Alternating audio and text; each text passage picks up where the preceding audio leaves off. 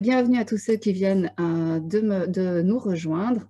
Je vais vous parler d'amour, de ce que moi j'entends par amour, de ce que j'ai envie de vous communiquer, de la vision d'amour dans laquelle j'ai envie de vous amener au travers de cet atelier.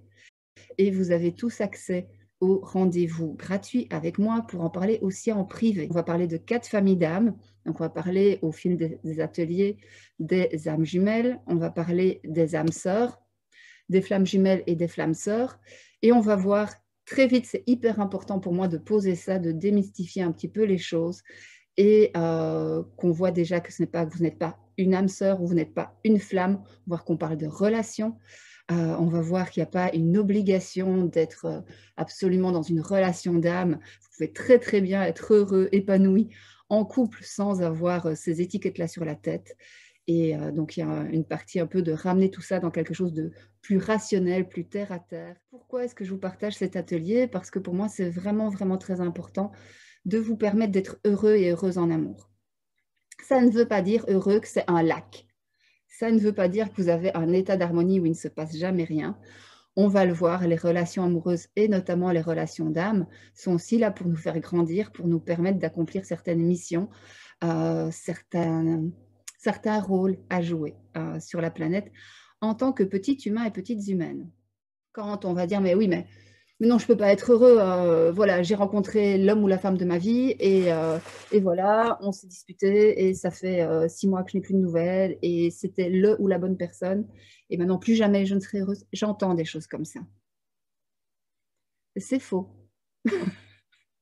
Et ce qu'il y a de très beau aussi, et vous allez pouvoir le découvrir au travers de l'atelier par rapport au lien d'âme, c'est qu'on va explorer différentes choses. On va explorer la connexion physique, la connexion charnelle, bien entendu, la présence les uns aux autres, le couple, la vie quotidienne, éventuellement fonder une famille, etc. Mais on va aussi explorer dans cet atelier qu'il n'y a pas que le lien physique. Je vais vous montrer ce que les liens d'âme vous apportent aussi par rapport à votre évolution, y compris à distance. Vous allez voir, on va s'amuser.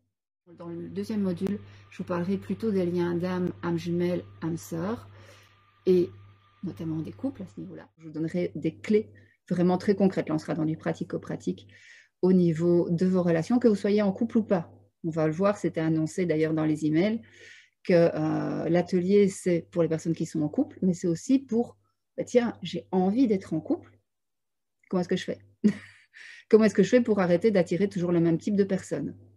Comment est-ce que je fais pour me remettre d'une relation où j'étais en lien avec quelqu'un que j'ai identifié comme connecté à mon âme? Voilà, donc on va faire tout ce travail-là ensemble. Vous êtes complet et complète.